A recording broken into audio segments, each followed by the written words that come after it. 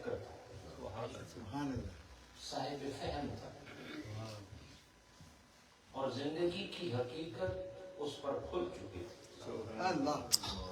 اس نے اس کو نصیحت کے طور پر بہت ساری باتیں کی. آخری شعر جو سنایا تھا آپ کو وہ یہ تھا کہ اے میرے چاند، وہ خاوند اپنی زوجہ سے کہتے اے میرے چاند، رات تو گزر ہی چکی ہے، اب سویرا ہونے والا ہے، تو اب شکوہ کرنے کی ضرورت ہے. یعنی مشکلات ختم ہونے والی.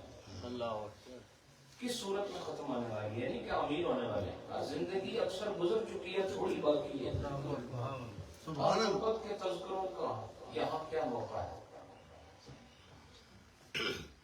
یہ بات کر کے اب وہ اس کو اور زیادہ سمجھا رہا ہے. اور آپ دیکھیں کہ یہ سمجھانے کا انداز ہو تو جس کے اندر سمجھ کا تھوڑا سا بھی مادہ ہو وہ سمجھنے سے انکار نہیں کر سکتا. آگے وہ شعر میں یہ کہتے ہیں اپنی بیوی سے کہ جب تو جوان ہوتی تھی، اب تو بوڑھی ہو گئی ہے، جب بوڑھی ہوگی تو پھر عمر باقی کتنی ہے؟ جو پچھلی مشکل عمر گزر گئی ہے، تھوڑی سی رات گزر گئی ہے، سویرا آنے والا ہے.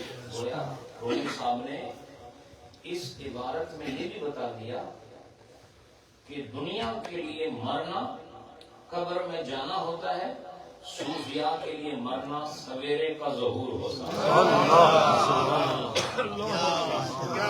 وہ اس دنیا کی زندگی کو رات سمجھتے ہیں اور آخرت کی طرف جانے کو وہ صبح کا پھوٹنا سمجھتے ہیں. لہذا ان کی جو او کا پھوٹنا ہے وہ دنیا سے کٹ جانے کی صورت میں ظاہر ہوتا ہے. تو وہ اپنی بیوی کو یہ بتا رہا ہے کہ اب عمر طویل تو گزر چکی ہے، عمر قلیل باقی ہے. تو اب جب صبح ہونے ہی والی ہے تو اب پھر شکوہ کرنے کی ضرورت کیا ہے کہ میں ساری رات سوتی نہیں ہوں، ویسے ہی سویر ہونے والی ہے. نہیں سمجھے؟ مجھے آرام نہیں ہوا، اب شکوے کی ضرورت کیا ہے؟ تو اس کے بعد کہا کہ جب تو جوان ہوتی تھی، میں یہ جملہ میں عرض کر رہا ہوں، وہ کہتے ہیں کہ جب تو جوان ہوتی تھی تو اس وقت تو جوان ہوتی تھی.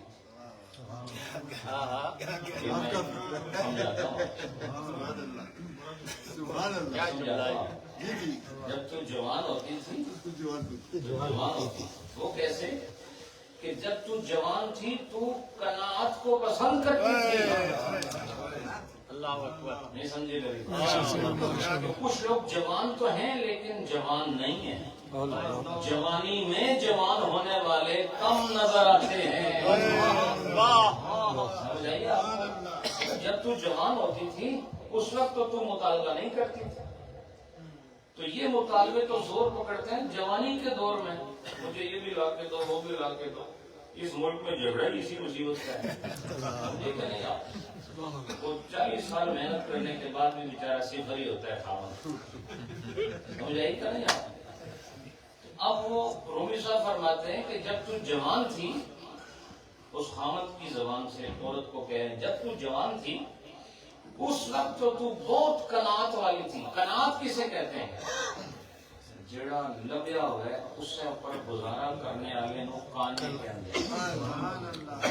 جڑا لبی جائے، جو تانوں مل جائے، چلو پنجابی بولتے ہیں، جو تانوں مل جائے اسے وچ گزارا کر لینے نو قناعت کہندے. اسے نو صابر بھی کہندے، اس نو صوفی بھی کہندے، اسے نو ولی بھی کہندے، اسے نو اللہ دا نبی بھی کہندے. یہ قناعت کا دروازہ بھی در رسول کے اندر سے ہی نظر آئے. میں آپ کو بتاؤں جتنے بھی خیر کے دروازے ہیں سب نبی کی دیواروں میں لگے ہوئے. نبی کے گھر کی دیواروں میں، چاہے وہ صبر کا دروازہ ہے، چاہے وہ قناعت کا دروازہ ہے، چاہے وہ شجاعت کا دروازہ ہے، چاہے وہ ولایت کا دروازہ ہے. جتنے دروازے ہیں سب میرے نبی کے گھر کی دیوار میں لگے ہوئے ہیں. لہذا خیر کہ پیچھے جتنا جاؤ گے آخر میں درے رسول ہی نظر آئے گا. کیا فرمایا کہ جب تو جوان تھی اس وقت تو اتنی لالچی نہیں تھی. تو پھر یہ جو میں نے آپ کو اضافہ کر کے بتایا کہ جب تو جوان تھی تو واقعی تو جوان تھی. اس سے پتہ چلا جوان وہ ہوتا ہے جو اپنی خواہشات پر قابو پا لے.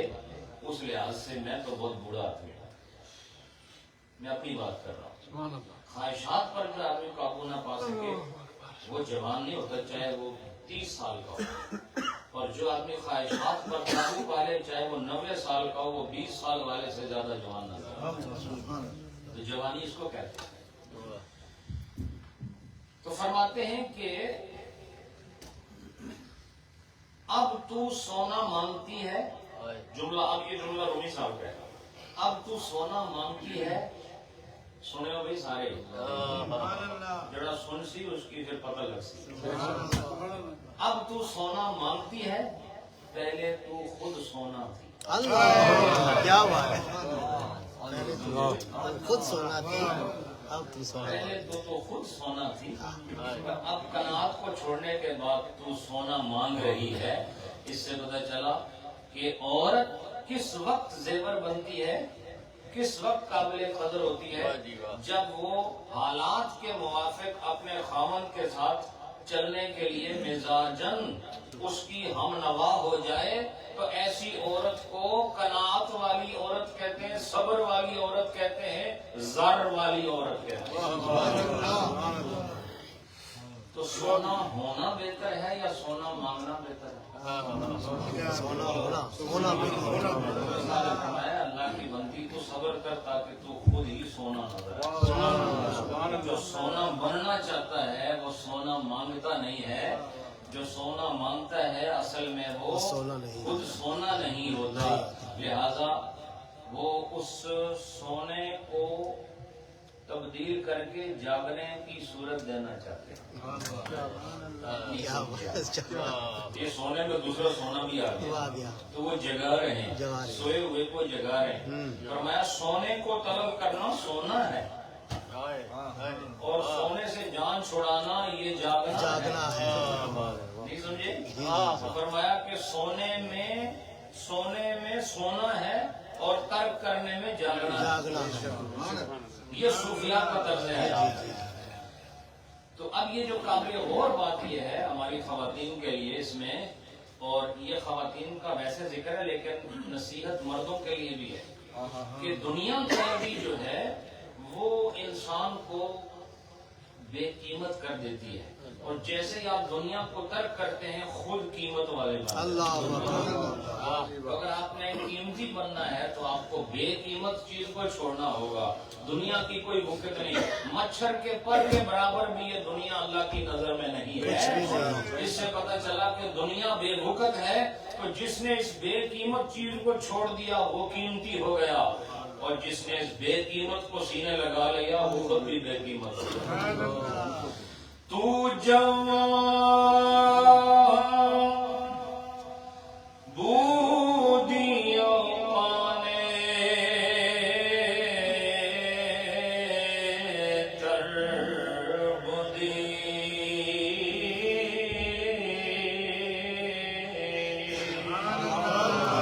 زر طلب گشتی خود اول زر بودی.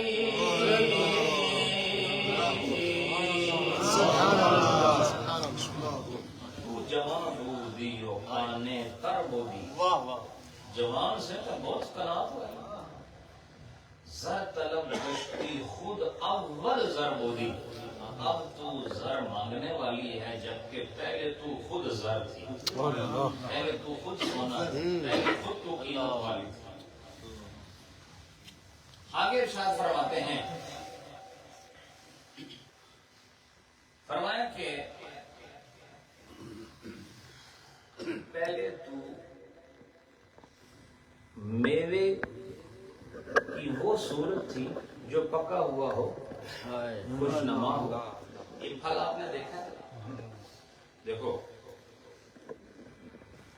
پھل کی خوشنمائی اس وقت خوشنمائی نہیں رہتی جب اس کا ذائقہ ٹھیک نہ ہو، چاہے وہ کتنا ہی خوبصورت لگے۔ یہاں پر بھی جتنے پھل ہیں وہ صورت کے لحاظ سے تو بڑے پرکشش ہیں، لیکن کردار کے لحاظ سے بالکل صفر ہے، کیونکہ ان کے اندر کردار نہیں ہے۔ اور کردار کیا ہوتا ہے؟ ذائقہ، سمجھے کہ نہیں؟ تو ذائقہ کیسے آتا ہے؟ ذائقہ زمین سے آتا ہے، اور زمین نسبت کو کہتے ہیں۔ اگر نسبت ٹھیک ہوئی تو پھر ذائقہ بھی آئے گا۔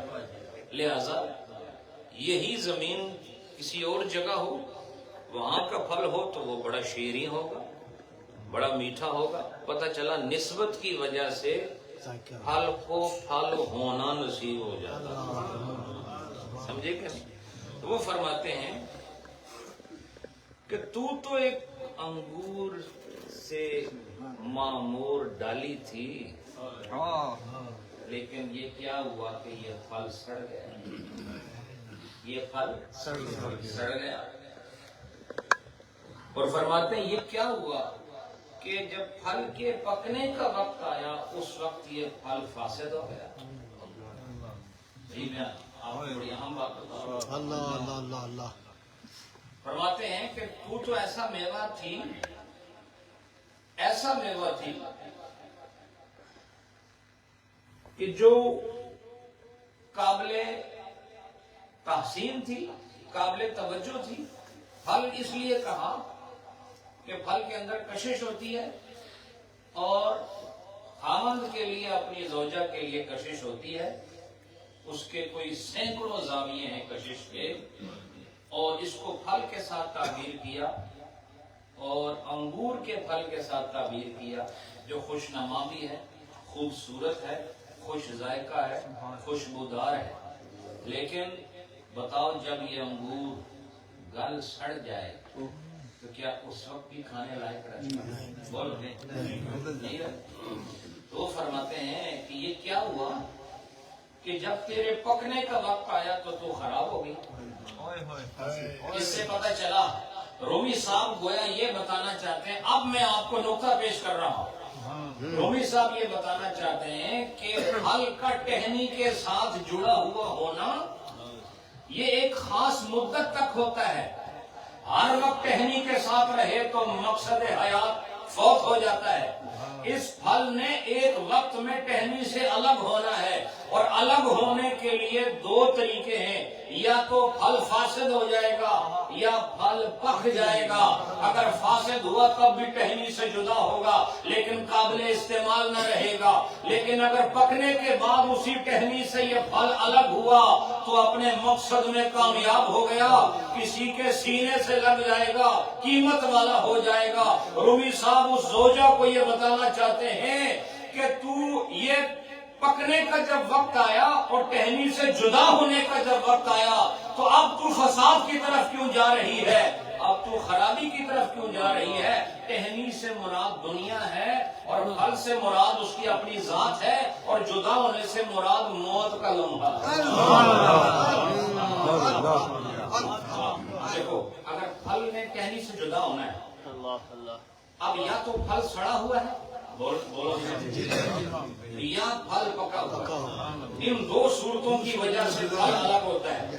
اور رات یہ اللہ کے فضل احسان اور کرم نوازی سے سارا بیان کر رہا ہوں، یہاں یہ اور کسی شرح میں آپ کو نہیں ملے گا، یہ عنایت رب العالمین ہے جو آپ کے سامنے پیش کر رہا ہوں کہ ٹہنی سے پھل کا جدا ہونا سببین کے سبب ہے۔ دو اسباب کی وجہ سے ٹہنی سے پھل جدا ہوتا ہے، یا تو پھل فاسد ہو گیا یا پھل پک گیا۔ تو جو پھل فاسد ہو کے الگ ہوا یہ فاسق ہے، فاجر ہے، یہ ناپاک ہے، دنیا سے الگ ہو گیا، قبر میں جا رہا ہے، الگ ضرور ہوا ہے، الگ اس میں بھی ہونا ہے جو پکا ہوا ہے، الگ اس میں بھی ہونا ہے جو سڑا ہوا ہے۔ جو سڑا ہوا اور پکا ہوا دونوں نے ٹہنی سے جدا ہونا ہے۔ اب یہ تیری مرضی ہے کہ تو نیکی کی حالت میں جدا ہوتا ہے یا فسق و فجور میں جدا ہوتا ہے۔ فرماتے ہیں کہ اب تو پکنے کا وقت آیا ہے، پکنے کا مطلب تھوڑے عرصے میں تو جدا کر دی جائے گی ٹہنی سے اور دنیا سے چلی جائے گی، تو پکنے کے وقت کیوں فساد کی طرف جاتی ہے؟ ارے یہ تو پھل کی تیاری کا لمحہ تو سب سے زیادہ انتظار والا ہوگا، اور اللہ کے ولیوں کا یہی مقام ہے، وہ دیکھتے ہیں جب ان کی حیات کا پھل پک جائے تو وہ ٹہنی کو چھوڑ دیتے ہیں، اور ٹہنی کو چھوڑنے کے بعد پھل گرتا کہاں ہے؟ بولو نا، زمین پہ، اور ہم دفن کہاں ہوتے ہیں؟ بولو نا۔ اچھا، رومی صاحب نے کسی اور جگہ دیوان شمس میں یہ بات کہی ہے، اور دیوان شمس میں یہ بات کہی ہے کہ بظاہر لگتا ایسے ہے کہ ہم نیچے جا رہے ہیں، لیکن تمہیں نہیں پتا کہ کنویں میں کوئی ڈول کبھی ایسا دیکھا جو اندر گیا ہو اور واپس نہ آیا ہو؟ کبھی دیکھا ہے کہ کنویں کے اندر ڈول لٹکایا گیا ہو اور اسے واپس کھینچا نہ گیا ہو؟ لہذا اس حال میں دنیا سے جاؤ کہ تم پکے پکائے نظر آؤ، اور پکا ہوا پھل خوشنما بھی ہوتا ہے، خوشبودار بھی ہوتا ہے۔ اسی لیے جب اللہ کا ولی دنیا سے جائے، لوگوں نے گواہی دی ہے ان کی قبر سے بھی کستوری اور عنبر کی خوشبو ہے۔ چہرہ دیکھو تو خدا یاد آتا ہے۔ اللہ کے بندو، یہ ہر حال میں خدا کی یاد کا سبب ٹھہرتے ہیں۔ یہ تمہارے سامنے بیٹھے تب بھی انہیں دیکھو تو خدا یاد آئے، اور جب دمے واپسی دنیا سے رخصتی کا عالم ہو، ان کا دیدار کرو تو تب بھی لگتا ہے یہ تو اللہ کی نشانی جا رہی ہے۔ پتہ چلا تم اور ہم سب ٹہنی کے ساتھ جڑے ہوئے ہیں۔ اب دیکھو کہیں ہماری حیات کا پھل سڑ تو نہیں۔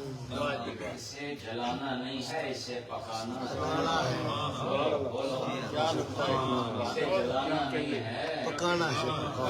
ٹہنی سے کٹ تو جاؤ گے، یا فاسد ہونے کی وجہ سے یا قاصد ہونے کی وجہ سے۔ ایک قاصد، دوسرا کاف کشمیر والا ہے۔ جب کوئی چیز بے قیمت ہو جائے، خراب ہو جائے، فساد آ جائے اس میں، اس کو قاصد کہتے ہیں۔ قرآن میں بھی فساد کے الفاظ ہیں، ٹھیک ہے کہ؟ تو فرمایا کہ اب یہ تیری مرضی ہے کہ تو کس حال میں رہنا چاہتا ہے، تیرا حیات کا جو پھل ہے وہ سڑ جائے یہ بہتری ہے، یا تو پک جائے اور پکے ہوئے پھل کو پھر فرشتے احترام سے لے جائیں۔ اور گلے سڑے پھل کو کبھی آپ نے احترام سے رکھا ہے، وہ بن میں جاتا ہے کہ نہیں؟ بولو نا، بولتے کیا؟ بولو۔ اور پکا ہوا پھل بن میں نہیں، محبوب کے لبوں کے پکا ہوا پھل کسی کی نظروں کا نشانہ بنتا ہے، وہ کسی کے لبوں سے لگ کر مقبول ہو جاتا ہے، اور جو سڑا ہوا ہو اسے گندی جگہ پر پھینک دیا جاتا ہے۔ اسی سے پتہ چلا کہ جنت، یہ جو قبر ہے وہ جنت کے باغوں میں سے ایک باغ ہے یا جہنم کے گڑھوں میں سے ایک گڑھا ہے، اور اس کا فیصلہ میں اور تم خود کریں گے، ہماری حیات کا پھل سڑا ہوا ہے یا پکا ہوا ہے۔ اگر آج کا یہ نقطہ تمہیں سمجھ آ گیا، آج کے بعد مجھے اور آپ سب کو صحیح انسان بننے کی ضرورت ہے۔ دیسی زبان میں کہہ رہا ہوں، صحیح انسان بننے کی ضرورت ہے، اور جو آدمی انسان بن جائے تو یاد رکھو، انسان وہ کہ جس کو اللہ پاک نے عزت بھی دی ہے، کرامت بھی دی ہے، وجاہت بھی دی ہے، شخصیت بھی دی ہے، وقار بھی دیا ہے، اس کو اپنی نیابت بھی دی ہے، اپنی خلافت بھی عطا فرمایا۔ تو کیا فرماتے ہیں؟ رز بدی، پیچھے کہا تھا زر بدی، اب دیکھو تجنیس ہے، کیا ہے یہاں؟ تجنیس کیسی ہے؟ یہاں تجنیس قلبی ہے، پلٹی ہوئی۔ کیسے؟ ایک جگہ میں زے پہلے ہے، رے بعد میں ہے، اور دوسری جگہ میں رے پہلے ہے اور زے بعد میں ہے۔ تو تجنیس تو ہے لیکن الٹی ہے، اس لیے اس کو تجنیس قلبی کہتے ہیں۔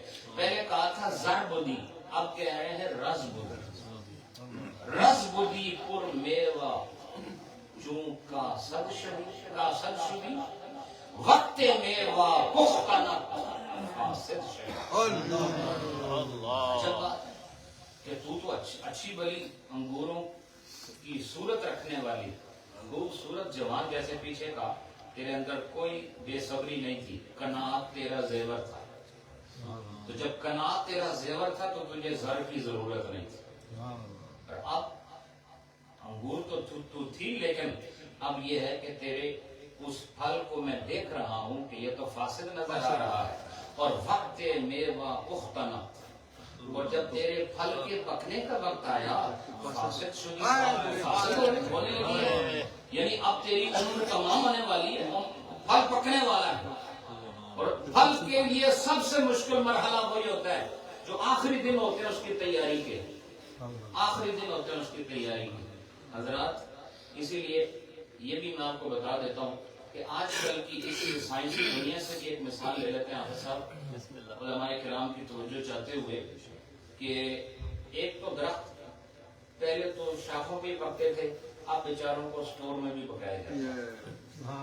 بولو جی سمجھیے آپ، اس سے پتہ چلا کہ کوئی ایسا ذریعہ ہے، اگر آپ خام ہیں تو کسی ایسے آستانے والے سٹور پہ جاؤ جہاں تمہیں پکا دیا،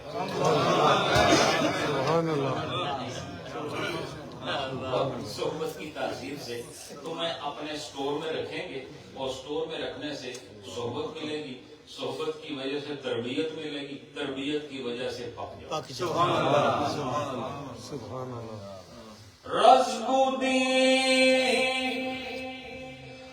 پر میرا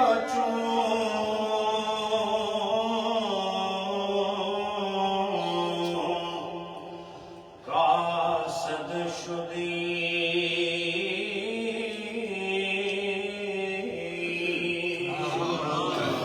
وقت میوہ مختلط فاسد شمی۔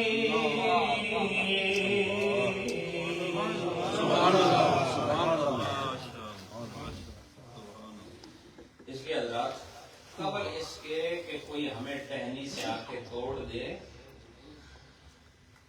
ٹہنی کے ساتھ جڑے ہوئے اپنی خوراک کا بندوبست کر۔ اس کے بعد رومی صاحب نے فرمایا ہونا یہ چاہیے تھا کہ تو پک تو رہی تھی، اور آپ کو پتا ہے کہ جب شروع میں پھل جب تیار ہو رہا ہوتا ہے شاخ پہ لگا ہوا، تو جب پہلے دن ہوتے ہیں اس میں میٹھا ہوتا ہی نہیں، بول ایسا ہے کہ آپ آئے تو سب پہاڑ سے ہونا، ویسے بیٹھے جیسے آسمان سے آئے، ایسے پہاڑی لوگ ہونا، سارے جاتی لوگ ہو گئے، تو کبھی آپ نے کوئی سیب کا بوٹا تو دیکھا ہو، یہاں پہ بھی لوگ اب کاشت کرتے ہیں، تو جو پہلے دن ہوتے ہیں نا اس میں بالکل وہ میٹھا نہیں ہوتا، پھر جب وسط کی طرف آتا ہے نا ایام میں تھوڑی سی شیرینی آتی ہے، پھر ایام اوسط آتے ہیں پھر اور شیرینی ہوتا ہے، پھر جب نصف کا مقام آ جائے صاحب اس کے بعد ہر روز شیرینی میں اضافہ ہوتا ہے، ہر روز شیرینی میں اضافہ ہوتا ہے۔ وہ جو آج شیرین ہے کل ایسا نہیں، کل اس سے زیادہ میٹھا ہو، کل اس سے زیادہ میٹھا ہو، کل اس سے زیادہ میٹھا ہو۔ تو رومی صاحب فرماتے ہیں اس خامن کے ذریعے سے عورت کو کہ ہونا تو یہ چاہیے تھا کہ تو عمر کے جس حصے میں ہے تیرا جو پھل ہے وہ تو پہلے سے میٹھا وقت سے بھی آگے گزر گئی، انتہا آ گئی، انتہا میں تو پھل سب سے زیادہ میٹھا ہوتا ہے، ایسا ہے کہ نہیں؟ لیکن وہ کتنا بدقسمت ہے جس کا پھل انتہا میں آ کے گندا ہو جائے اور بے مزہ ہو جائے اور بدبودار ہو جائے اور قابل توجہ نہ رہے۔ تو فرمایا کہ تیرا سفر مجھے ایسے لگتا ہے جیسے رسی بنانے والوں کا سفر ہے۔ میں یہ اس مصرے پر میں نے بہت وقت لگایا، ابھی میں آپ کو بتاتا ہوں۔ یہ جو میرے پاس شرح ہے، شرح مفتاح العلوم، انہوں نے بھی میں لائیو کہہ رہا ہوں بات کو،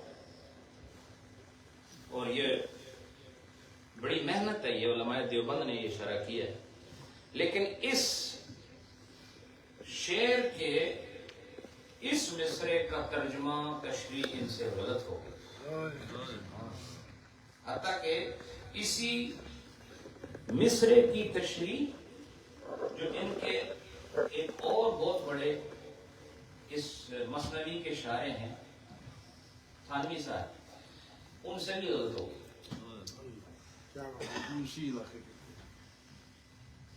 ان سے بھی غلطی ہوئی ہے. یہ میں لائیو کہہ رہا ہوں بات. اور کوئی بھی اگر آئے گا بات کرے گا انشاءاللہ ہم دلائل کی روشنی میں اور فارسی لغت کی روشنی میں ان سے بات کریں گے. پہلے شعر سن لو. شعر کیا ہے؟ میوات بایت کے شیریں تر شود. ہونا یہ چاہیے تھا کہ تیرا جو میوہ حیات ہے وہ پہلے سے زیادہ میٹھا ہونا چاہیے. یہ آگے وہ کہتے ہیں مصرع سنو. چون رسن تاباں سنو چون رسن تاباں نہ واپس تر رود. بڑا مشکل مصرع ہے. اس کو محنت مشقت کے بعد اس کو تلاش کیا تو رسن کہتے ہیں رسے کو. اس کو کہتے ہیں رسے کو. اور رسن تاب کہتے ہیں حساب رسا بنانے والے کو. جو رسا بناتا ہے. تسی پڑھ کے آئے ہو وہ صحیح نہیں ہے. میں صحیح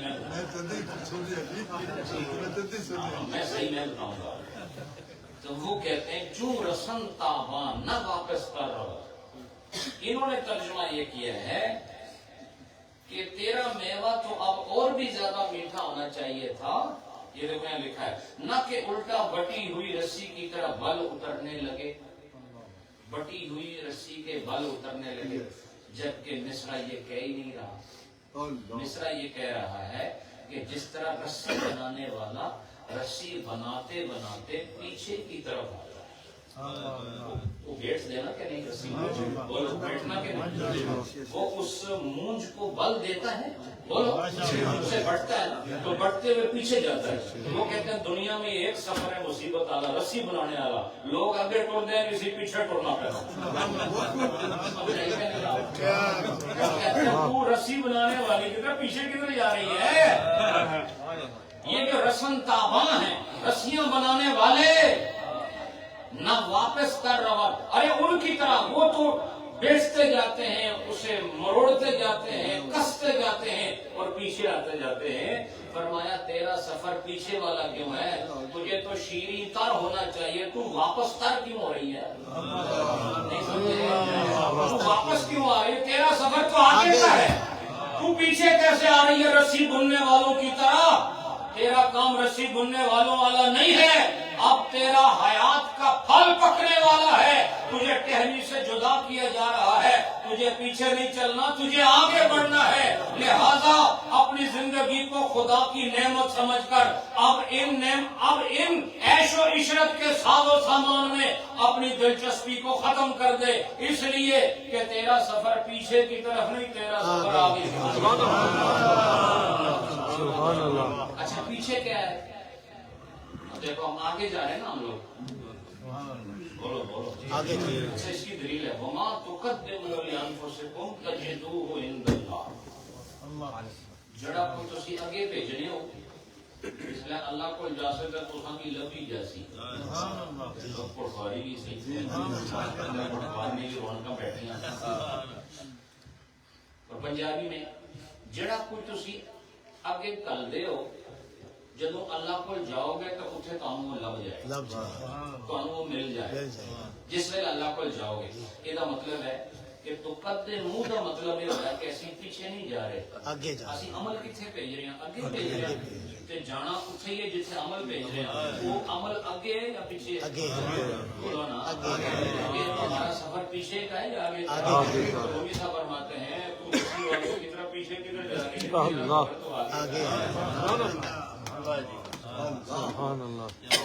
رسی بنانے والوں کا سفر چھوڑ. یاد رکھ رسی بنانے والوں کا سفر یہ باندھنے کا بندوبست ہے اور ہم تجھے آزادی کا سبق سکھائے. ہم تجھے آزادی دینا چاہتے ہیں. لہذا پیچھے نہ دیکھنا. پیچھے دنیا ہے آگے دیکھ. آگے آخرت ہے. نبی پاک کے جلوے ہیں. سبحان اللہ کی خوبصورت بہاریں ہیں. کس وقت جب تو نے دنیا کی طرف رخ رکھا اور آخرت کی طرف اپنا چہرہ رکھا تو یاد رکھ سمجھ لے کہ تو صحیح سمت میں جا رہا ہے اور جو صحیح سمت میں جائے وہ منزل پر پہنچ جائے. میوات باید که شیرین تر شود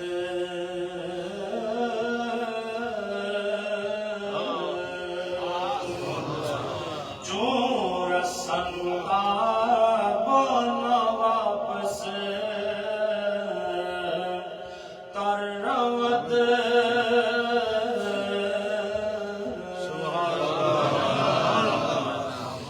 رسی بنانے والوں کی طرح پیچھے سفر نہ کر کیونکہ رسی قید کا نام ہے اور تجھے تو قید سے آزاد کرنا ہے. حضور نے کیا فرمایا اب دنیا سجن المؤمن دنیا مومن کا قید خانہ ہے تو قید سے رہی پسند نہیں بولو اور وہ رسی بھی تو قید ہی ہے اور قید والا سفر پیچھے کا ہوتا ہے بولو قید والا سفر پیچھے کا ہوتا ہے اور آزادی کا سفر آگے ہوتا ہے تو ہمارا تو بوڑھی ہو کے جس وقت جانے والے ہیں دھوئے فارغ ہونے والے ختم تو پیچھے نہ سفر کرنی ہے ہوں آگے ٹرنے والا موقع ہے لہٰذا چھوڑ دنیا نہیں محبت چھوڑ نہ عارضی دنیا نہیں سہولتوں اس پاسے منہ کر جتھے اللہ اور اس نے رسول کی رضا تیرا انتظار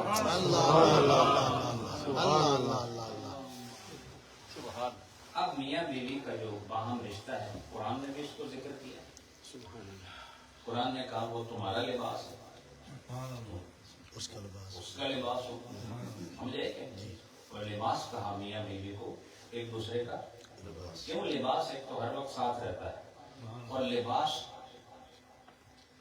جسم کے ساتھ ہوتا ہے اور لباس پردہ فراہم کرتا ہے اور یہ رشتہ بھی انسان کو شرم و حیا اور پردہ فراہم کرتا ہے سمجھو کہ یعنی اللہ نے اس رشتے کے ذریعے شرم و حیا کا پردہ فراہم کیا ہے اس رشتے کے ذریعے قربت کا مفہوم واضح فرمایا لہذا جو اس رشتے کے بعد بھی شرم و حیا نہیں حاصل کر سکے ان کے لیے پھر میرا پیغام ہے انسان بننے کی ضرورت ہے سمجھ آئی نا کیونکہ آپ کے پاس حجت نہیں رہے گی اللہ نے ساری حجتیں تمام کر دی سمجھ آئی کہ نہیں اب اس رشتے کو میں اس طرف نہیں جاتا وہ تو تفاسیر میں موجود ہے حدیث میں موجود ہے کیونکہ ہمارا موضوع روحانی انداز میں بیان ہو رہا ہے تو جس طرح رومی صاحب بیان کر رہے ہیں صرف وہی بیان کر رہے ہیں وہ فرماتے ہیں رومی صاحب کہ تو میرا جوڑا ہے اب وہ خاوند بیوی سے کہتا ہے کیا کہتا ہے تو میرا جوڑا ہے تو میرا جوڑا ہے تم سارے گھبرائے ہوئے ہو جوڑے بولتے نہیں ہو جوڑا بولو نا تم میرا جوڑا ہو تو چاہیے مناسب بات یہ ہے کہ جوڑے میں دونوں اطراف کے لوگ ہم صفت ہوں ہم صفت ہوں یہ ہم صفت میں نہیں کہہ رہا رومی صاحب خاوند اور بیوی دونوں ایک جوڑا ہیں جس کو جفت کہتے ہیں جفت کہتے ہیں ویسے آپ کو پتہ ہے کاپ کہتے ہیں سنگل کو اور جفت کسے کہتے ہیں جوڑا اس سے پتہ چلا کہ اللہ پاک وہ اس جفت کی صفت سے پاک ہے اللہ اکیلا ہے اکیلا تھا اکیلا ہے اکیلا رہے گا اس کے بعد جتنے بھی ہیں وہ سب جفت کی تعریف میں شریک ہیں اور اس کی عمومیت میں داخل ہیں لہذا ہر چیز کو اللہ پاک نے جوڑوں میں تخلیق فرمایا اس کو بھی قرآن نے ذکر فرمایا ہے کہ ہم نے ہر چیز کو جوڑے میں پیدا کیا ہے میں اس طرف نہیں جا رہا اشارے دے رہا ہوں آپ کو تو اب رومی صاحب فرماتے ہیں اس خاوند کے ذریعے سے بیوی کو کہ دیکھ تو میرا جوڑا ہے دیکھ میں کیا کہہ رہا ہوں تو کیا کہہ رہی ہے اور جوڑے کا ہم صفت ہونا ضروری ہے جوڑے کا صفت ہونا آگے اس پر آگے وہ دلائل دیں گے آپ خوش ہو جائیں گے سارے فرماتے ہیں کہ اس کا ہم صفت ہونا کیوں ضروری ہے फरमाते हैं इसलिए ताकि हर काम मसलहत के मुताबिक हो जाए। नहीं समझे क्या फरमाया? हर काम मसलियत ये के जोड़े का हम सिफत होना जरूरी क्यों है? बोलो। मसलियत के तौर बराबर हो जाए, ताकि हर काम मसलहत के मुताबिक हो जाए। और मसलहत क्या होती है? जिस चीज में बेहतरी हो उसके अंदर सुलह होती है, और इसी से मसलहत है। यानी जिस चीज के अंदर रास्तबाजी हो उस शय को शय मसलहत वाली शय कहा जाता है। और याद रखो कि फरमाया जो काम मसलहत के बगैर हो समझो ये औसाफे इत्तेहाद से खाली है। खाली है। फरमाया मैं और तू जोड़ा है और जोड़े का हम सिफत होना जरूरी है। और जरूरी इसलिए है ताकि हर काम जिंदगी का वो बेहतरी के मुताबिक सर अंजाम पा जाए। ये एक देखो, this is one of the statement given by जनाब रूमी रहमतुल्लाह अलैह through that husband to his wife. So we are going to make further explanations under the light of this particular statement. वो क्या? The pair has to be in line with each other in all sort of attributes. नहीं समझे? In all sorts of attributes. Yes. They have to be parallel. They have to be united in their habits. Yes. They have to be united in their likenesses and dislikenesses. Why? To run the system of their daily life Smooth. activities, to make it fair, to make it calm, to make it full of contentment. It is important that they both should have the same sort of attributes. और जहाँ ये एक time की attribute ना हो ना एक तरह की, उसे रोज तेज लेटम बनिया में नहीं समझे, आवाज़ें भी होंगी उनको, तो थोड़ी देर बाद हैंड कफ्स, समझे क्या? क्यों कि यहाँ जुफ्त तो है लेकिन सिफत कोई नहीं समझे, ठीक है? वहाँ बस जैसे ये बात होती है, क्योंकि मिजाज मिलता नहीं तो फिर आसान है, बस जल्दी 999 वाले में दबाओ, समझ आएगी? तो फरमाया कि ये जो जुफ्त है ये सिर्फ जुफ्त होने से नहीं होता कि अब्बे और अम्मी ने रिश्ता करा दिया तो बस काम हो गया। ये मियाँ बीवी को रूमी साहब फरमाते हैं, देखो खुदा ने फरमाया कि तुम एक दूसरे का लिबास हो। बोलो, लिबास आप पसंद करते हो तो आपके साथ है ना? Do you wear the clothes which you don't like? No. Speak out. Right. If you don't like the clothes, the color of the clothes, or the material of the clothes, or the sewing pattern of the clothes, you're not going to wear them. No. That's why Allah subhanahu wa ta'ala has attributed them with this particular attribute of clothing, attire, the fabric of body. So a man and a woman in relation of husband and a wife, they are named as they are fabric of wearing for each other. ये एक दूसरे का लिबास है, तो लिबास आप जो पसंद ना वो नहीं ना पहनते, तो जो दो घर में हैं अगर इनकी पसंद नापसंद में इख्तिलाफ थोड़ा बहुत हो तो कोई बात नहीं। मसलन मिसाल के तौर पर आपने दर्जी से कहा कि मेरे दाएं तरफ भी जेब लगानी है, बाएं भी लगानी है, आगे भी लानी है, तो शलवारा में भी जेब बनानी है, बोलो तो कोई एक जेब अगर उससे रह गई तो आप उसको रिजेक्ट कर देंगे? हाँ, अगर एक लगाई और बाकी नहीं है तो फिर तो रिजेक्ट करोगे। वो तो नहीं समझे। इससे पता चला लाइकनेस के बावजूद अगर कोई छोटी मोटी कमी हो तो वो चल जाती है। वो घर में मियाँ बीवी का इख्तिलाफ हो जाता है, लेकिन अब जो उमूमी उमूर हैं उनमें दोनों का मिजाज हमवार और यकसां होता है, इसीलिए घर का निजाम चलता है। तो रूमी साहब फरमाते हैं कि जुफ्ते माई, अरे तू तो मेरा जोड़ा है, जुफ्त बायद हम सिफत, चाहिए कि जोड़े हम सिफत दोनों की जो आदात व अखलाक हों वो बराबर हों। ता बरायत का रहा हर मसलहत, ताकि तमाम काम जिंदगी के वो मसलहत के साथ आगे बढ़े। बस इस पर फिर आगे वो दलाइल देंगे। ये शेर सुनो, फिर आगे बहुत खूबसूरत मिसालें आप खुश हो जाएंगे। जुफ्ते जुफ्त बायद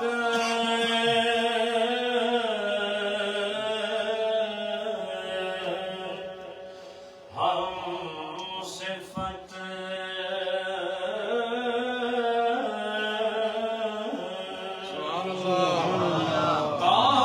बरायद कर मसलहत,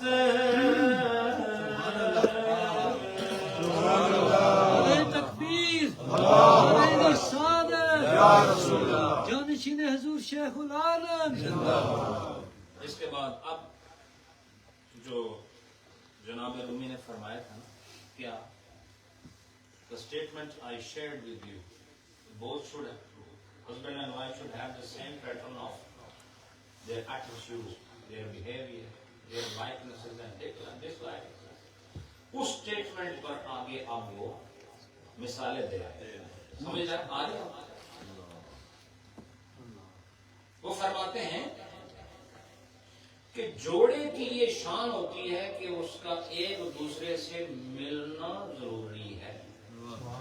मिलने के मतलब मुलाकात नहीं है, मिलने का मतलब आइडेंटिकल, उनकी सूरतें एक सी होनी चाहिए, वो एक से होने चाहिए, वरना जोड़ा बनता नहीं है। अगर एक से नहीं होंगे तो जोड़ा बनेगा नहीं। तो रूमी साहब ने फरमाया जुफ्त बायद हम देगर, क्या फरमाते हैं कि ये जो जुफ्त है, जो जोड़ा है, इसके लिए लाजिम है कि ये एक दूसरे के मिसल हो। क्या हो? एक दूसरे की मिसल हो। और आगे उसकी दलील क्या देते हैं? फरमाते हैं दर्द जुफ्ते कफ्शो मोजा दर निगर, कहते हैं तुम्हें समझाने के लिए मैं तुम्हें बताता हूँ, तुम अपने मोजे का जोड़ा देख लो और अपने जूते का जोड़ा देख लो। मेरे ख्याल तो मिसाल पसंद नहीं है, रोटी वाली मिसाल होने से। अब बताओ, ये जो आप शूज लेते हैं, कभी ऐसा हुआ है कि एक शूज 12 नंबर का, एक 7 नंबर का, ये जुड़ा होता है। और वैसे भी जो ਤੁਹਾਡਾ पैर एक इतना लंबा होगा तो दूसरा इतना होगा, तो आप दूर से ही पता लगेगा आएगी ना आएगी साहब।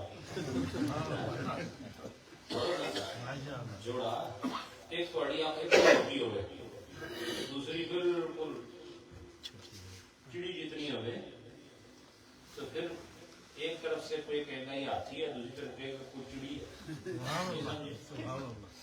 पता चला जोड़े के अंदर मिसलियत जरूरी है।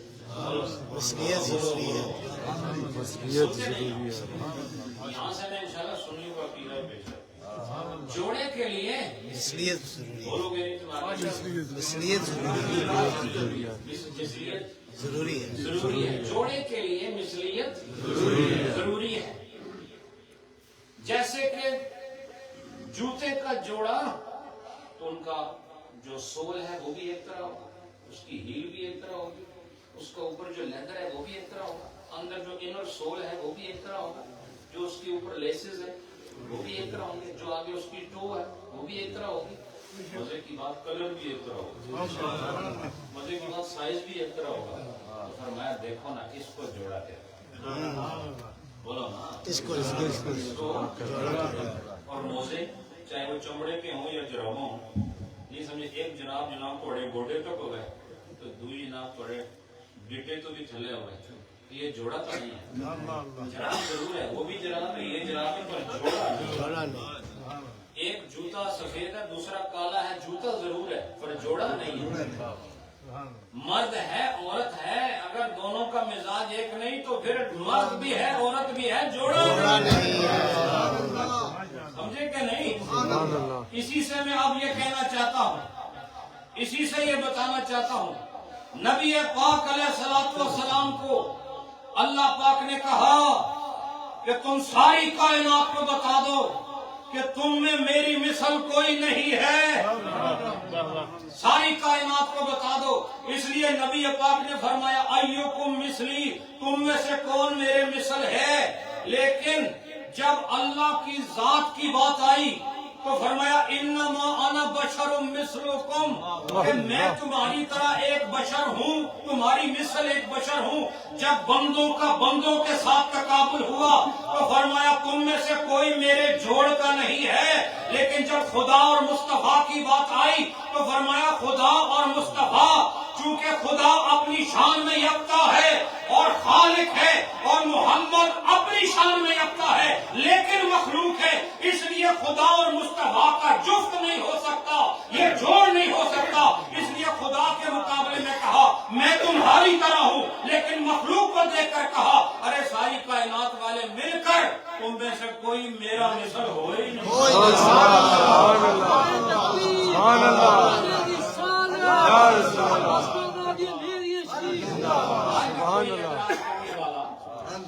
جو حضور کو اپنے جیسا کہتا ہے، مثنوی کے اندر سے آپ کو بتا رہے ہیں اہل سنت والجماعت جیسا عقیدہ کسی جماعت کا نہیں۔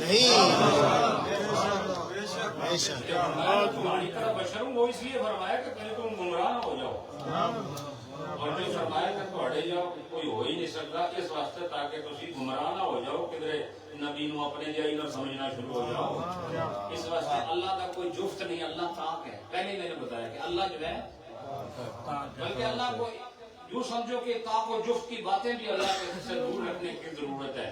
اللہ پاک بس اللہ ہے۔ دیکھو اس کی نہ شان میں کوئی اس کے ساتھ مساوی ہے، نہ ذات میں کوئی مساوی ہے، نہ صفات میں کوئی اس کے مساوی ہے، کوئی اس کا شریک نہیں ہے، وہ وحدہ ہے، اس جیسا کوئی نہیں ہو سکتا۔ بتاؤ بننے والا اور بنانے والا ایک کا ہو سکتا؟ یہ بات بنے ہوئے ہیں، اللہ نے بنایا ہوا ہے، لہذا یہ ایک نہیں ہو سکتے۔ ہاں لیکن اللہ نے اس ایک کو ایک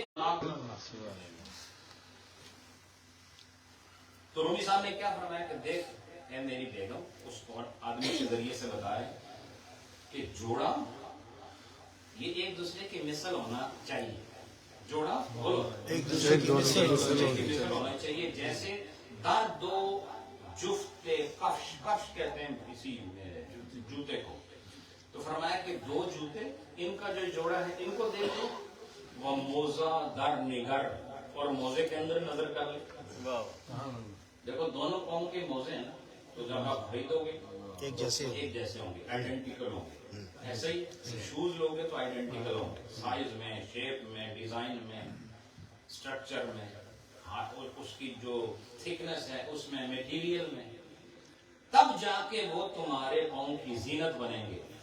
اور جو جوتا سائز کے مطابق نہ ہو اسے پاؤں میں نہیں پہنا جاتا۔ اور ایک چیز اور بھی سن لو کہ اگر ایک جوتا پاؤں میں صحیح آئے ایک نہ آئے تب بھی بندہ دونوں نہیں پہنتا،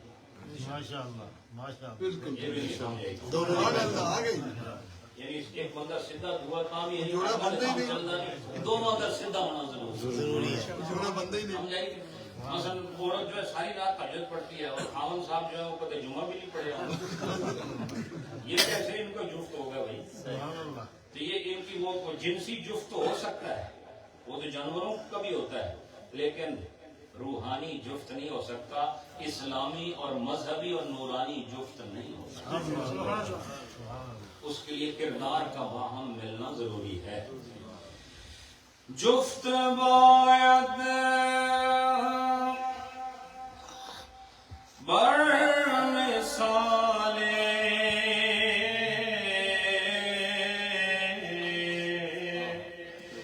ہم دیگر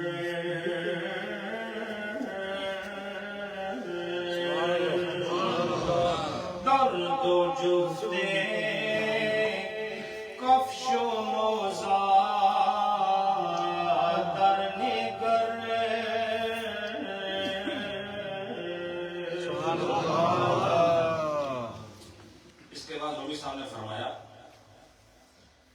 کہ اگر ان دو جوتوں میں سے ایک تجھے تنگ ہو گیا، وہ جو میں نے کہا تھا دیکھو وہ خود ہی آگے آ گیا، یہ میں نے پتا ہوتا میں بعد یہ گل کروں، لیکن اللہ دیتا ہے تمہیں جانتا ہے، میں کو رٹتا تو ہوں نہیں بھائی، یہ تو 7 سال ہو گئے آپ سن ہی رہے ہیں نا۔ رومی صاحب فرماتے ہیں اگر دونوں بوٹوں میں سے ایک بوٹ تنگ ہو جائے پاؤں کے اندر، تو فرماتے ہیں کہ اس کا نتیجہ یہ نہیں ہوگا کہ جو تنگ ہے وہ ضائع ہوگا، اس کی وجہ سے پورا جوڑا خراب ہو جائے گا، پورا جوڑا خراب ہو جائے گا، اس کی وجہ سے پورا جوڑا جوڑا خراب ہو جائے گا۔ اس سے کیا مراد ہوئی؟ اس سے مراد یہ ہے کہ زوجہ خاوند بیوی ان دونوں کا اوصاف میں، اخلاق میں، عادات میں، اطوار میں، شعار میں، وقار میں، زندگی کے شب و روز کے معمولات میں ہم آہنگ مزاجن ہونا اس لیے ضروری ہے تاکہ کار حیات در مصلحت چلتا ہے، مصلحت کے ساتھ آگے بڑھتا رہے، شرائط کے ساتھ نہ بڑھے، فساد کے ساتھ نہ بڑھے، لڑائی جھگڑے کے ساتھ نہ بنے، گالن گلوچ کے ساتھ نہ بڑھے، بلکہ مصلحت کے ساتھ بڑھے۔ اور مصلحت کے لیے میں نے بتایا تھا آپ کو باصفت ہونا ضروری۔ تو یہ شعر سنیں، پھر انشاءاللہ 1-2 مثالیں اور دیتے ہیں، اس کے بعد ختم کرتے ہیں۔ گر یکے کفش از دو تن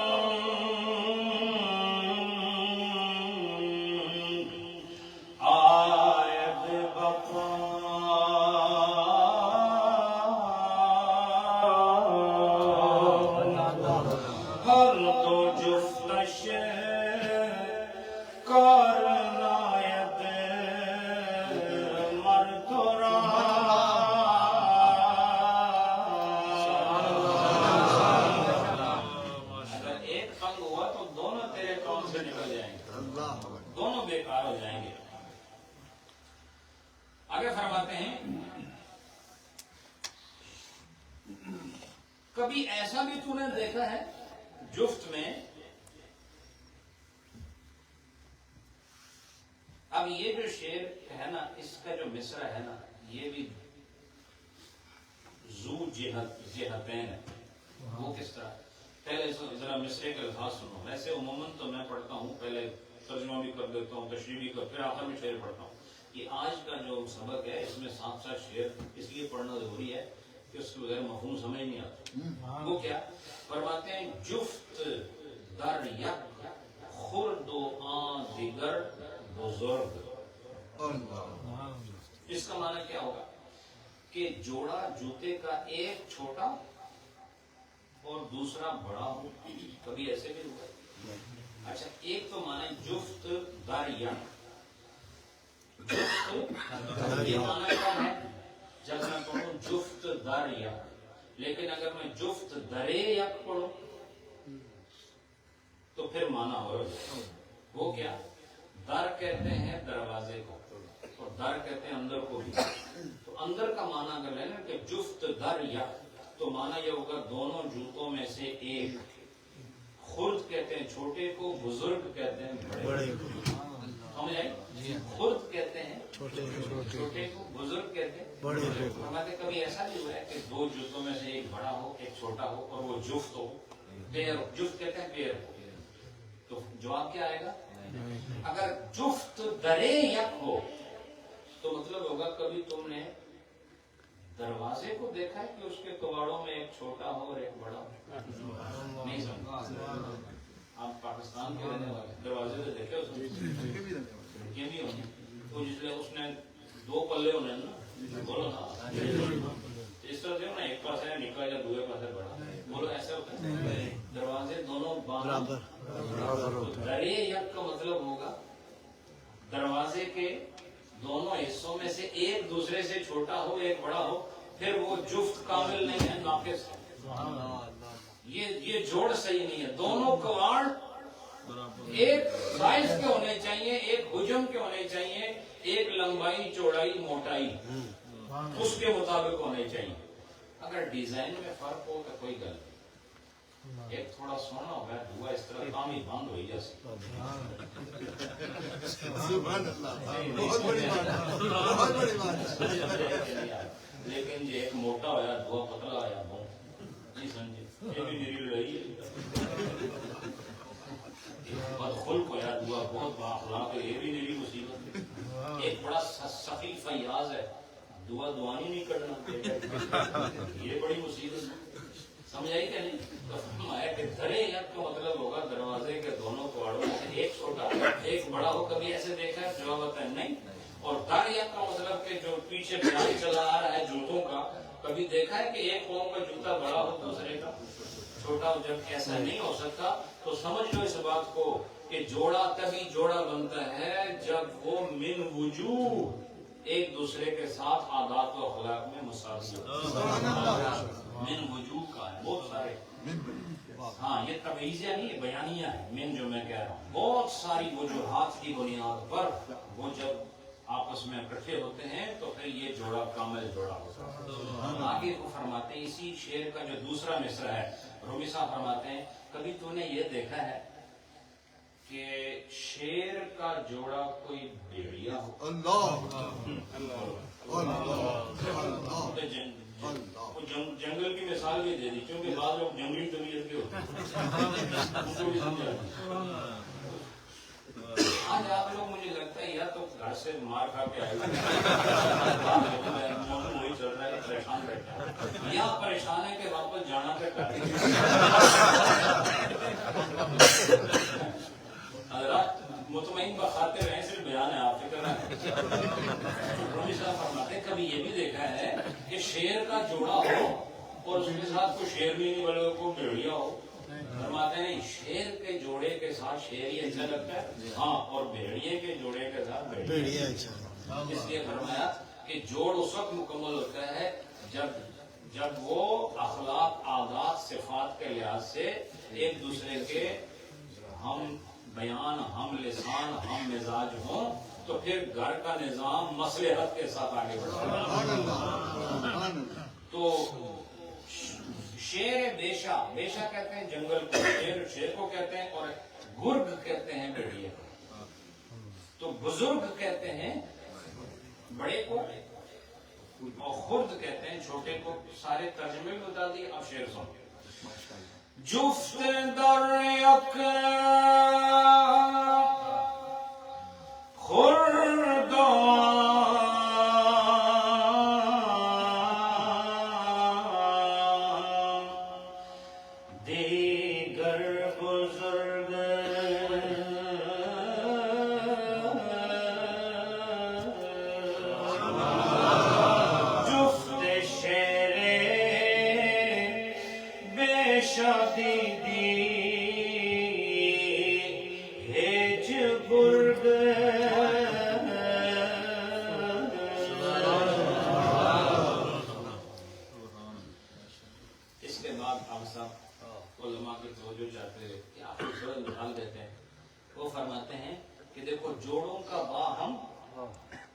متوازن ہونا بھی ضروری ہے.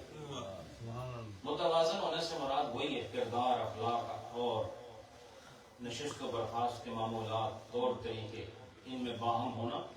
یہ باتیں ساری کیوں کر رہا ہے وہ کہہ رہا ہے میں تو کہہ رہا ہوں دنیا کی لوڑ نہیں، تو کہتی دنیا کی لوڑ ہے کہ ہے ایسا نہ جفت ہے. تو کہیں ایسا نہ ہو کہ یوں لگے کہ شیر اور بھیڑیا کرتے ہو، کہیں ایسا نہ لگے کہ ایک دروازہ چھوٹا ہے دوسرا بڑا ہے، کہیں ایسا نہ ہو جوتا ایک بڑا اور ایک چھوٹا لگ رہا ہو، ایک موزہ لمبا اور دوسرا چھوٹا لگ رہا ہو. تو جس طرح وہ اچھے نہیں لگتے ہم دونوں بھی اس حالت میں اچھے نہیں لگتے. ہم دونوں اس طرح اچھے نہیں لگتے. جس طرح میں تجھے سمجھا رہا ہوں کہ اللہ نے جس حال میں رکھا ہے تو اس پہ راضی ہو تو تیرا بیڑا پار ہے. جفت مکمل ہو جائے اور جفت مکمل ہوتا ہے صفت مکمل ہونے کے ساتھ. تو صفت وہ لے کے آپ جو خدا نے مجھے دی ہے، اور مجھے صفت کیا دی؟ جتنا دے رہا ہے میں نے تو کبھی شکایت نہیں کی، اور تو بھی جب جوان تھی تو نے بھی شکایت نہیں کی. اس کے بعد حضرات اگلی جو مثال دے رہے ہیں کہ جوڑے کا باہم عادات و تو اخلاق میں یکساں ہونا ضروری ہے. اس کی مثال دیتے ہیں کہ تو نے اونٹ کے اوپر سامان لادنے والے 2 تھیلوں کو تو دیکھا ہو. نہیں سمجھے؟ ہم چھوٹے تھے، یہ صاحبزادہ پیر ناصر صاحب، پیر ارشاد صاحب کے صاحبزادے ہیں، بہت ہمارے قابل تکریم اور قابل عزت صاحبزادگان میں سے، اللہ ان کو عزت وقار نصیب کرے. تو ہم جب چھوٹے تھے تو دربار نہرین شریف کا جو لنگر کا سودا ہوتا تھا وہ ایک گدی ہوتی تھی، اس پر سامان لاتے تھے. مرشد آباد بازار آپ کو یاد ہوگا. تو اسی نکلے ہونے سے ہم بھی ساتھ جاتے تھے سودا لینے کے لیے.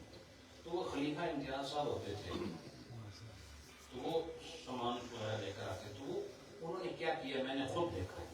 انہوں نے اتنا بھی سامان رکھا، وہ جو اس میں بڑی زبانی کیا کہنا نا آپ سے، کڑونجی. ماشاء اللہ، میں نے پتا نہیں تھوڑے بھروسے سے کہہ رہے ہیں.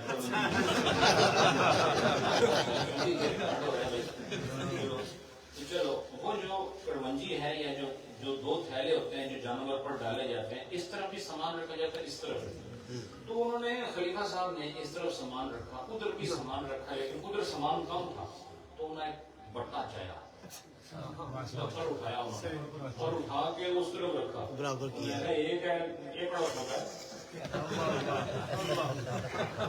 یہ تو سٹنے والی چیزیں رکھا. کیا پیرو اس طرح بولتے تھے، پیرو یہ وزن برابر کر رہے ہیں. اگر یہ نہ رکھا تو یہ جڑی کچی ہے ساری ٹھیک ہے، یا کھوتی مرضی تھے یا سامان جا سکتا. تو وہ اس کو وزن جو ہے نا برابر کرتے ہیں. تو رومی صاحب اس کی بھی مثال دے رہے ہیں کہ دیکھو اونٹ کے جو ماحول ہیں رکھنے والے، اس میں آپ دیکھیں کہ اونٹ کے پشت پر جو 2 تھیلے رکھے ہوتے ہیں، آپ اسی سے اندازہ کر لو کہ وہ بھی ایک جفت ہوتا ہے. کیا ہوتا ہے؟ تو دیکھو جتنا سامان ادھر رکھنا ہے اتنا سامان نہیں رکھو گے تو سامان ہوگا، دونوں تھیلے بھی ہوں گے، لیکن یا اونٹ نہیں رہنے لگا یا سامان نہیں رہنے. سمجھائی؟ وہ گر جائے گا، وہ رہ نہیں سکتا، وہ سلپ ہو جائے گا اس طرف جہاں وزن زیادہ ہے، اس طرف کو وہ سلائڈ کر دے گا اور سامان گر جائے گا، آپ کا مقصد فوت ہو جائے گا. تو وہ فرماتے ہیں اونٹ کے اوپر ایسا تھیلوں کا جوڑا نہیں آ سکتا جن میں سے ایک تھیلا خالی ہو اور دوسرا مال سے بھرا ہو. گھر کو بھی اونٹ ہی سمجھو، گھر کو، اور اس میں 2 تھیلے ہیں، ایک کو خامند کہتے ہیں، ایک کو بیوی کہتے ہیں. ایک بھریا ہوا ہے، دوسرا خالی ہوا ہے. اس اونٹے اوپر پھر وہ سواری نہیں کر سکتا. سمجھائی کہ نہیں؟ کیونکہ یہ سفر مکمل ہو نہیں سکتا. اس لیے جو خامند ہو وہ اپنے اندر نظر کرو، اور جو بیویاں ہو وہ اپنے اندر نظر کرو کہ کس کے اندر مال کی کمی ہے. جہاں مال کی کمی ہے وزن برابر کر لو تاکہ سفر حیات خوبصورتی سے.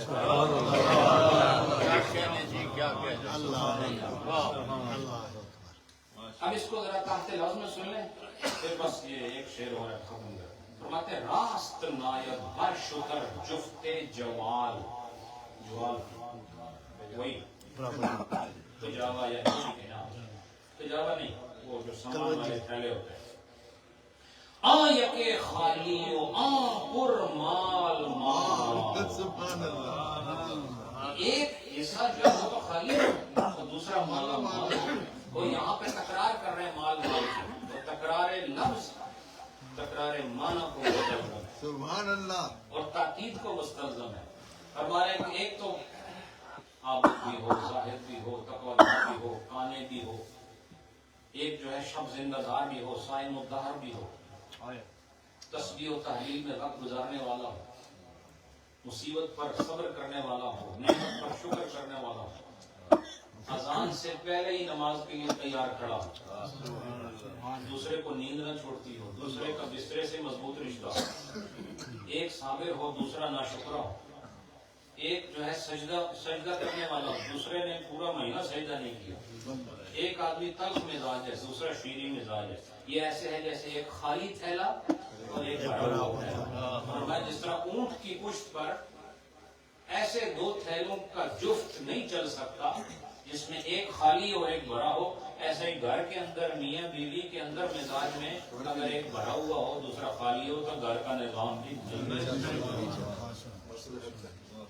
اب اس کو بھی آپ سماعت کرو. راست نایت بارش اترے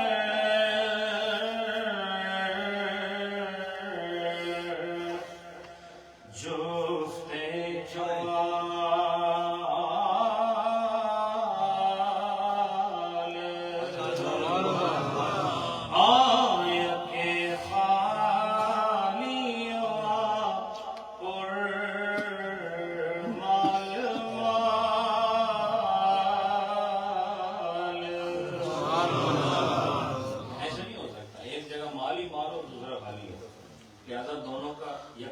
ہونا ضروری ہے. لیکن اب جو رومی صاحب آگے فرما رہے ہیں وہ فرماتے ہیں، یہ ساری مثالیں ختم کر کے اب وہ خامن بیوی سے کہتا ہے کہ میں قناعت کے ساتھ قناعت کی طرف مضبوطی قلب کی ساتھ رکھتے ہوئے چل رہا ہوں. اللہ تو کیوں برائی کی طرف جا رہی ہے؟ جیسے جفت کی مثالیں ساری دے دی نا آپ کو کہ میں تو قناعت کا سفر کر رہا ہوں اور تو شناعت کا سفر کر رہی ہے.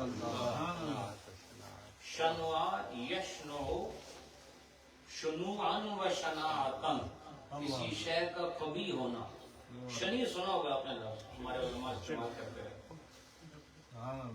یہ علامہ صاحب آپ چونکہ نحوی ہیں تو فاولا یا فولو شنوا یشنو شنوعا و شناعتن، اور اس سے پھر شنی بھی آتا ہے شانے بھی آتا ہے آگے. تو فرمایا کہ میں تو قناعت کی طرف جا رہا ہوں تو شناعت کی طرف جا رہی. اب قناعت اور شناعت ایسے ہے جیسے ایک بھرا ہوا تھیلا اور ایک خالی تھیلا. اب یہ اونٹ کے جسم پر کیسے قائم رہ سکتا ہے؟ اس کا قائم رہنا اس صورت میں ممکن ہے، اس صورت میں ممکن ہے جب ادھر بھی وزن برابر ہو، ادھر بھی وزن برابر ہو، ادھر بھی خیر ہو، ادھر بھی خیر ہو، ادھر بھی سجدہ ہو، ادھر بھی سجدہ ہو، ادھر بھی صدق ہو، ادھر بھی صدق ہو، ادھر بھی محبت ہو، ادھر بھی محبت ہو، ادھر بھی خدمت ہو، ادھر بھی خدمت ہو، ادھر بھی قرآن ہو، ادھر بھی قرآن ہو، ادھر بھی سیرت ہو، ادھر بھی سیرت ہو، اور ادھر بھی رکوع ہو، ادھر بھی رکوع ہو، ادھر بھی کردار رسول ہو، ادھر بھی معیار رسول ہو. جہاں پر یہ وزن برابر ہو گیا یاد رکھو نے خدا نے دونوں جہان میں کامیاب.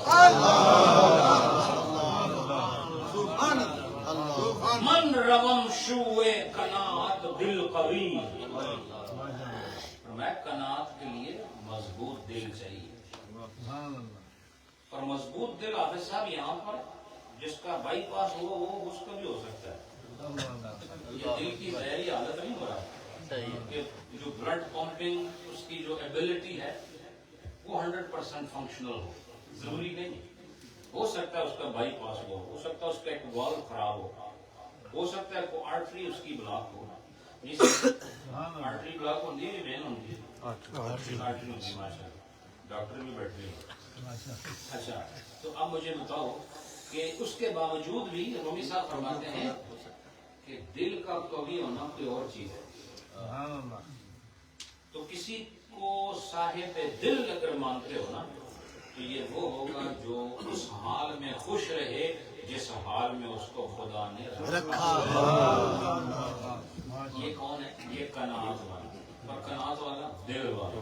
کون سے دل والا؟ مضبوط دل والا. مضبوط دل والا وہ ہوتا ہے جو عیش و عشرت کو نہیں بلکہ قناعت کو پسند ہے. اور اس کے مقابلے میں شناعت ہے. یہی شناعت بھی اس کا ضد ہو گیا، اس کا اپوزٹ ہو گیا. تو بتاؤ آپ نے اپوزیشن اور جو گورنمنٹ میں ہوتے ہیں ان کا حال تو دیکھا ہوگا. حال کے اندر نہیں سمجھے وہ جو حال ہے اس اس حال میں ان کا حال تو دیکھا ہوگا. ایک گورننگ باڈی ہوتی ہے, ایک اپوزیشن ہوتی ہے, دو ایک دوسرے کی گالیاں دے رہے ہیں, اور آج تک انہوں نے مسئلہ کوئی حل نہیں کیا. آپ جانتے ہیں جہاں سے ہم اور آپ آئے ہیں, تو آج تک وہاں بحث بھی ہوتی ہے, بڑی بڑی جناب گفتگو, بڑی بڑی زوردار تقریریں ہوتی ہیں, لیکن لفظوں کی بارش ہوتی ہے, لیکن ایسی بارش ہوتی ہے جس سے غریب کی پیاس نہیں بجھتی.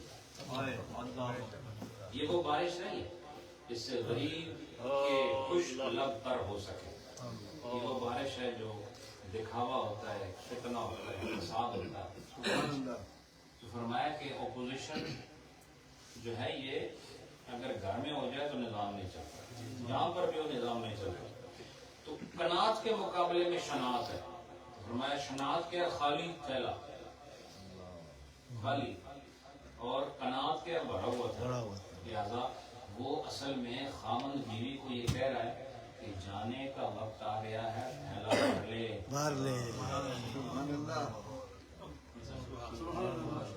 ٹرنے والے یہاں تھوڑے بھی دن اور رہ گئے, سفر بہت تھوڑا ہے. اب یہ سونا چاندی اور بڑے بڑے کھانے اور لمبے لمبے میز سجائے جائیں, اس کا ٹائم نہیں ہے. آپ تو بس سجدے قیام کرو, رات چونکہ سویرا ہونے والا ہے. خالی تھیلا بھر لے, جلدی بھر لے, خالی تھیلا بھر, خالی تھیلا بھر, تاکہ ہم دونوں کی جوڑی سلامت ہے.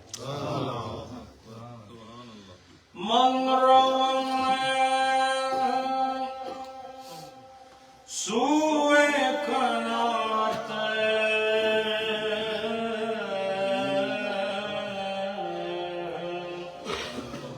دل غمی,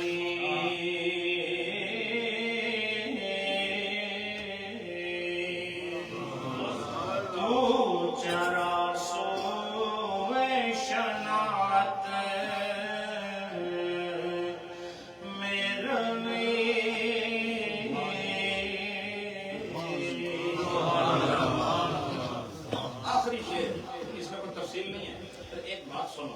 رومی صاحب فرماتے ہیں اس آدمی کی طرف سے کہ وہ آدمی اسی اخلاص اور درد کے ساتھ, اسی طرز کے مطابق, طرز سے مراد یہی انداز ہے, نصیحت کے مطابق اپنی بیوی کو نصیحت کرتا رہا یہاں تک کہ صبح ہو.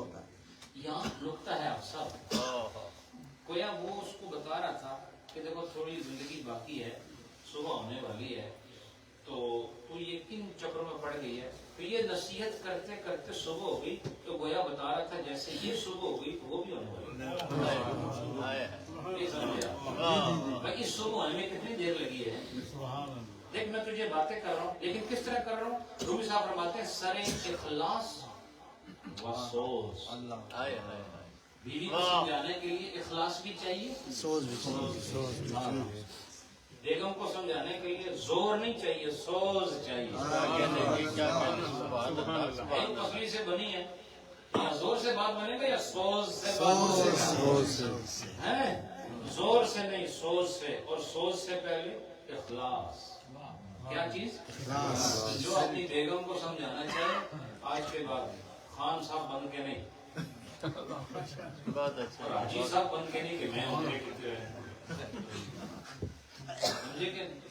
بیگم کو سمجھانا ہے تو چودھری صاحب اور راجہ صاحب بن کے نہیں, بلکہ رومی صاحب کا فقیر بن کے.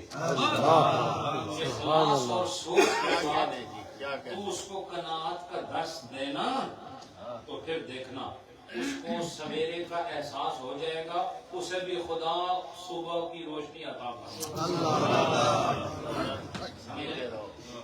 بس یہ ختم ہو گیا. اس کو ذرا تحت لفظ میں سنیں, پھر میں ترنم میں پڑھتا ہوں, پھر درس ختم کرتے ہیں. مرد کانے از سر اخلاص و سوز. مرد کانے یعنی وہ جو درس دے رہا ہے اصل میں اس کی صفت ہی قناعت. اس سے پتہ چلا کہ لما تقولون ما لا تفعلون, وہ خود کانے تھا اس لیے اس کو بھی قناعت جو خود آکے میں 5 روٹیاں کھا سا تو ایک کھا, تو پھر نظام نہیں چل سکتا ہے. ہاں وہ خود آدھی کھائے اس کو کہ تو ایک کھا لے گزارا کر لے تو بیگم آپسی واقعی ہے بندہ ہے یہ خود 3 روٹیاں کھا کے اس کے آدھی دے سو کہ تو گزارا کر بڑے حالات اچھے نہیں ہیں تو پھر تو جو کہہ رہا ہے وہ کر نہیں رہا تیرا منہ کچھ اور ہے تیرا حرکت کرنا کچھ اور ہے لہذا جو تو منہ سے بولے تیری حرکت میں بھی وہی نظر آنا چاہیے اور فرمایا کہ خود کانے ہوگا تو دوسرے کو بھی قناعت اس لیے فرمایا مرد کانے اثر اخلاص و سوز زین نسق نظم و نسق تو سنا ہوگا زین نسق اسی طرز کے مطابق میں گفت بازن تا بروز سوز کے ساتھ روز روز کسے کہتے ہیں مورننگ نہیں سمجھے روز کسے کہتے ہیں مورننگ اور شب کسے کہتے ہیں نائٹ سمجھے تو فرمایا کہ زین نسق میں گفت بازن اسی طرز کے مطابق وہ اپنی زن کے ساتھ باتیں کرتا رہا تاب روز یہاں تک کہ صبح یہاں تک کہ صبح اور وہ کہہ بھی رہا تھا کہ تو کیوں لڑتی ہے صبح ہونے والی اب دیکھو رومی صاحب کہاں پر جا کے بات کر مرد کون از سرے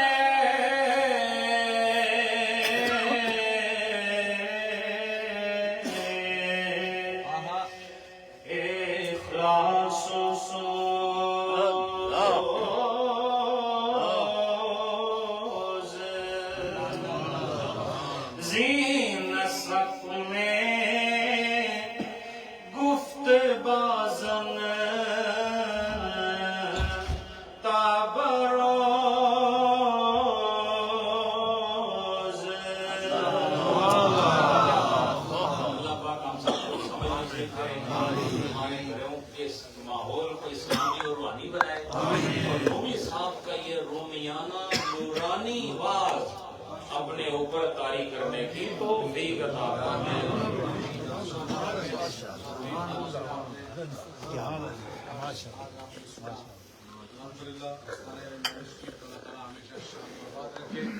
اسی تعداد میں یہاں علماء کرام موجود ہیں اور تمہیں انتہائی مختصر پیغام کی